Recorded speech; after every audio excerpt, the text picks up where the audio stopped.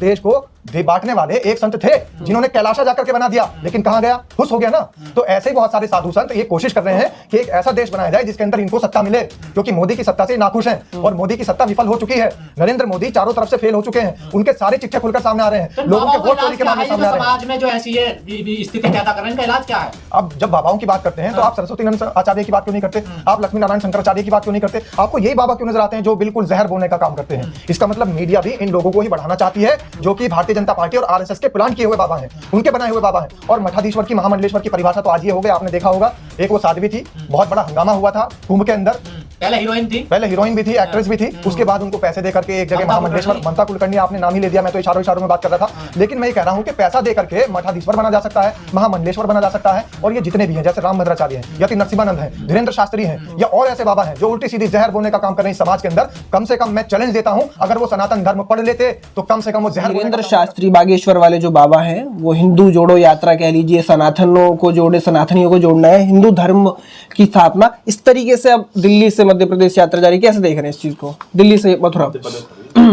इसका मतलब जो हजारों साल पहले हिंदू धर्म की स्थापना हुई थी वो गलत थी।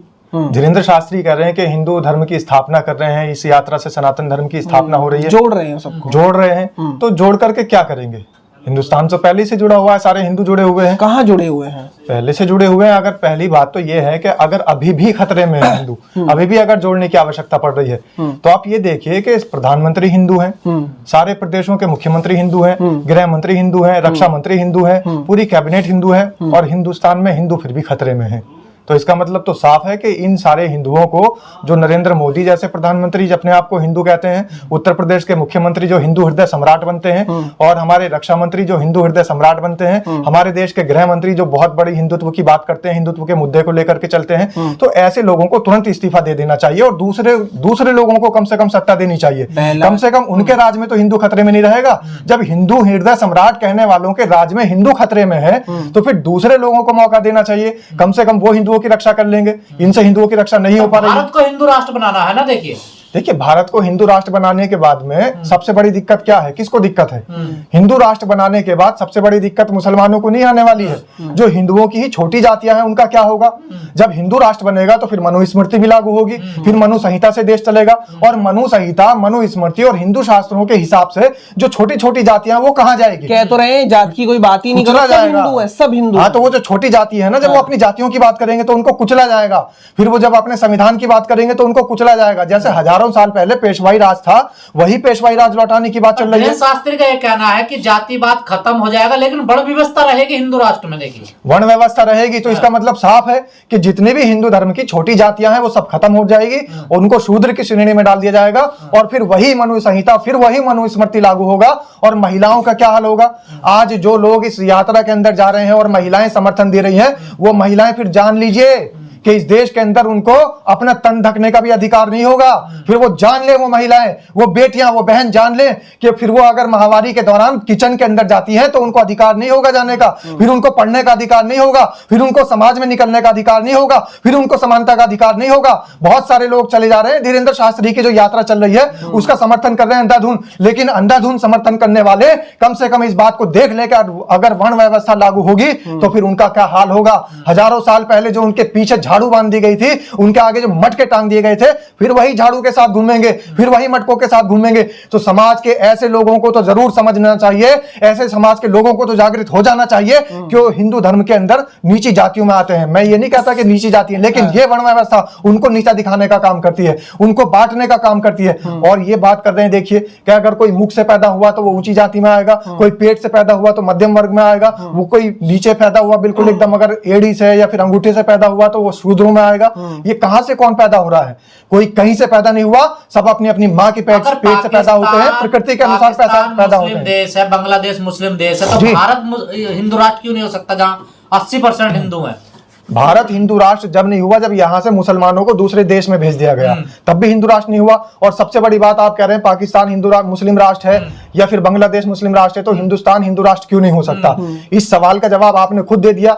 भारत के अंदर इतने मुसलमान रहते हैं कि दुनिया की जितनी मुस्लिम कंट्री है उनके अंदर भी इतने मुसलमान नहीं रहते, खाली भारत के अंदर इतने मुसलमान रहते हैं जितने दुनिया के मुस्लिम जो अपने आप को इस्लामिक रिपब्लिक कंट्री बताते हैं, उन इस्लामिक रिपब्लिक कंट्री के अंदर भी इतने मुसलमान नहीं रहते हैं जितने खाली इस देश के अंदर रहते हैं। तो कहां से हिंदू राष्ट्र आप बना लेंगे? अगर आप अखंड भारत बनाने की बात करते हैं, पहली बात तो ये मुद्दे से भटके रहते हैं, जनता को बरगलाने और बहकाने की बात करते हैं। कभी तो ये कहते हैं कि अखंड भारत चाहिए, अखंड भारत चाहिए तो फिर बांग्लादेश भी इसी में ही होगा, पाकिस्तान में इसी में ही होगा, तालिबान भी इसी में ही होगा, और जितने भी मुस्लिम कंट्रीज है वो सारी इसी में ही होगी जो पहले थी। आसपास की जितनी भी कंट्रीज है जो पहले थी वो इसी में ही होगी। जब तालिबान भी इसमें होगा वो तो पूरा मुस्लिम देश है, जब पाकिस्तान भी इसी में ही होगा वो तो पूरा मुस्लिम देश है, अफगानिस्तान इसी में ही होगा वो तो पूरा मुस्लिम देश है, और साथ ही बांग्लादेश इसी में ही होगा वो तो पूरा मुस्लिम देश है। तो इतने सारे मुस्लिमों को इसमें आप ला देंगे, शामिल कर देंगे, अखंड भारत बनाएंगे, तो फिर हिंदू राष्ट्र कहां से हो जाएगा? और धीरेन्द्र शास्त्री का मकसद यह है हिंदुओं को जागरूक करना, एक करना, और उसके बाद हिंदू राष्ट्र घोषित करना। धीरेन्द्र शास्त्री का सिर्फ एक मकसद है, ये जो हिंदू है इनका बेवकूफ बनाना।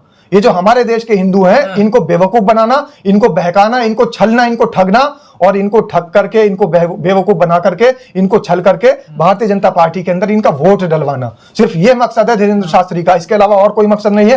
और सबसे बड़ी बात तो ये है कि धीरेन्द्र शास्त्री जैसे, रामभद्राचार्य जैसे और तमाम मठाधीश्वर पीठाधीश्वर ये सब भारतीय जनता पार्टी की बोली क्यों बोलते हैं? मठाधीश्वर को तो धर्म की बोली बोलनी चाहिए, भद्राचार्य को तो धर्म की बोली बोलनी चाहिए, लेकिन ये धर्म से हट करके भारतीय जनता पार्टी की आरएसएस की बोली क्यों बोलते हैं? छोटे भाई हैं मोदी जी के, वो ये प्लांटेड हैं। अच्छा। इन सब लोगों को भारतीय जनता पार्टी ने, आरएसएस ने जगह जगह अपनी तरफ से प्लांट कर रखा है, ताकि आप धर्म के लोगों को, आप हिंदू धर्म के लोगों को कम से कम बरगला करके, बहका करके भारतीय जनता पार्टी में वोट डलवा दें। बड़ी चिंता हो रही है, हिंदुओं की आबादी कम हो रही है, धर्म परिवर्तन किया जा रहा है, लालच देकर उनको बहका कर। तो क्या जागरूक नहीं किया जाए हिंदुओं को? साधु संतों को चिंता हो रही है भारतीय जनता पार्टी को बचाने की। ये जो साधु संत, ये जो कथित साधु संत आपको नजर आ रहे हैं, इनको चिंता हो रही है भारतीय जनता पार्टी को बचाने की, क्योंकि भाजपा का जो वोट बैंक है वो खिसकता नजर आ रहा है। अब लोग मंदिर मस्जिद की बात नहीं कर रहे हैं, अब हिंदुस्तान पाकिस्तान की बात नहीं कर रहे हैं, अब लोग रोजगार की बात कर रहे हैं। अब सोनम वांगचुक जैसे लोग निकल के आ रहे हैं और जेल जाकर के बता रहे हैं कि हमें इस देश के अंदर रोजगार चाहिए, हमें इस देश के अंदर जो युवा सड़कों पर घूम रहा है इसको कहीं ना कहीं नौकरी चाहिए, इस देश के अंदर जो जेनजी है जो लगातार प्रदर्शन कर रहा है, और इस देश की गोदी मीडिया वो प्रदर्शन नहीं दिखा रही है, सड़कें भरी पड़ी हैं, मशाल लेकर के इस देश का युवा निकला पड़ा है इस सरकार के खिलाफ, भारतीय जनता पार्टी के खिलाफ, देश के प्रधानमंत्री नरेंद्र मोदी के खिलाफ। लेकिन इस देश की मीडिया, इस देश के संत उधर की तरफ ध्यान आकर्षित नहीं करा रहे हैं। कम से कम उन यात्राओं को भी तो देखिए जो जेनजी यात्राएं कर रहे हैं, और जेनजी ने मशाले लेकर के इस देश के प्रधानमंत्री के खिलाफ, इस देश के शिक्षा मंत्री के खिलाफ, इस देश के गृह मंत्री के खिलाफ मार्च निकाल रखा है। रात और दिन लगे पड़े हैं इस सरकार के खिलाफ, विरोध करने में लगे पड़े हैं, और अपने रोजगार को मांगने के लिए, अपने हक हकूक की लड़ाई के लिए वो सड़कों पर उतरे हुए हैं। उन यात्राओं का समर्थन क्यों नहीं करते साधु संत? राष्ट्र बहाना है कि इन साधु संतों का असली निशाना संविधान पर है क्या? हिंदू राष्ट्र तो कहीं से कहीं तक इसलिए नहीं बन सकता क्योंकि हमारा देश धर्मनिरपेक्ष राष्ट्र है, और संविधान अगर जब तक रहेगा, डेमोक्रेसी जब तक रहेगी, देश में लोकतंत्र जब तक रहेगा, तब तक ना मुस्लिम राष्ट्र बनेगा, ना हिंदू राष्ट्र बनेगा, ना खालिस्तान बनेगा, ना कोई और देश बनेगा। ये धर्मों के हिसाब से राष्ट्र नहीं बटेगा। अगर धर्मों के हिसाब से राष्ट्र बटता तो पहले ही बट गया होता। 1950 में जब संविधान लागू हुआ, उसने ये अड़चन पैदा कर दी, उसने ये रोक लगा दी कि अब धर्मों के आधार पर राष्ट्र नहीं बटेगा। कल को तो मैं कहने लगूंगा कि मुझे तो मुस्लिम राष्ट्र चाहिए। हमारे देश के अंदर इस दुनिया के सारे मुसलमानों से ज्यादा बड़ी संख्या है मुसलमानों की।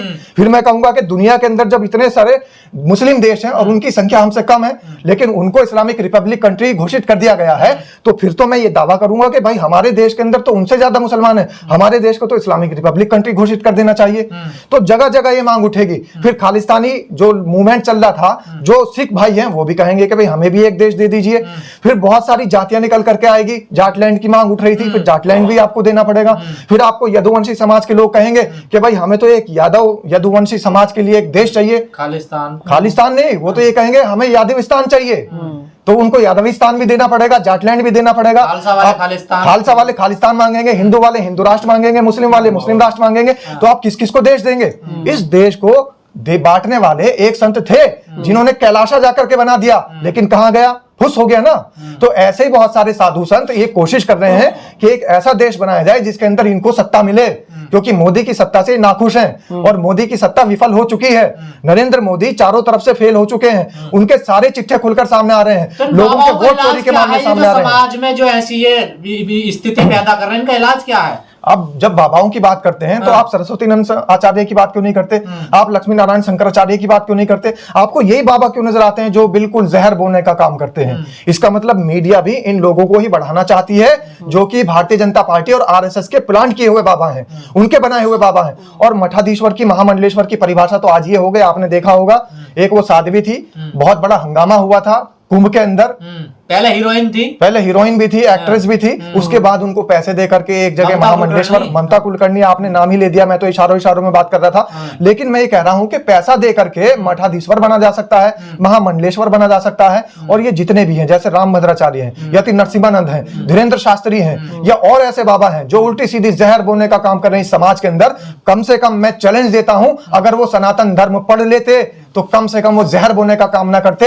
क्योंकि सनातन ही सबको सिखाता है कि एक दूसरे के धर्मों को उल्टा नहीं बोलना है, एक दूसरे के आपसी सद्भाव के साथ में रहना है। और अगर यात्रा करना ही सनातन धर्म होता तो फिर तो भगवान प्रभु राम, जब उनको कहा गया कि आपको राजपाट छोड़ना पड़ेगा, तो उनको यात्रा कर देनी चाहिए थी, वनवास नहीं करना चाहिए था। उन्होंने वनवास लिया और उन्होंने कहा कि मैं यात्रा नहीं करूंगा, मैं विरोध नहीं करूंगा। तो ये जो विरोध की यात्रा करने वाले लोग हैं, ये भगवान राम के उपासक नहीं हो सकते, ये रावण के उपासक भी नहीं हो सकते, ये तो शैतानों के उपासक हैं, ये तो मनु के उपासक हैं। और मनु हमेशा इस देश में चाहता था कि मैं टुकड़े करता रहूंगा इस देश के अंदर, मैं आपसी खाई बढ़ाता रहूंगा, इस देश के लोगों को बांटता रहूंगा, इस देश के सुवर्णों को, इस देश के शूद्रों को, इस देश के जो छोटे तबके के लोग हैं, छोटी जातियों के लोग हैं, उनको खत्म करता रहूंगा। ये मनु का सपना था। और मनु का सपना, मनु के जो, बस मैं वो वर्ड नहीं कहना चाहता जो बहुत सारे मीम बन रहे हैं, बहुत सारे लोग भजपिल्ला कह देते हैं, लेकिन मैं भजपिल्ला नहीं कहूंगा। मैं तो ये कहूंगा कि जो मनु के उपासक हैं, ये इस बात को भूल जाए कि इस देश के अंदर लोकतंत्र चलता है, ये देश लोकतंत्र से चलेगा और संविधान से चलेगा। संविधान को खत्म करने वाले, लोकतंत्र को खत्म करने वाले खुद खत्म हो जाएंगे।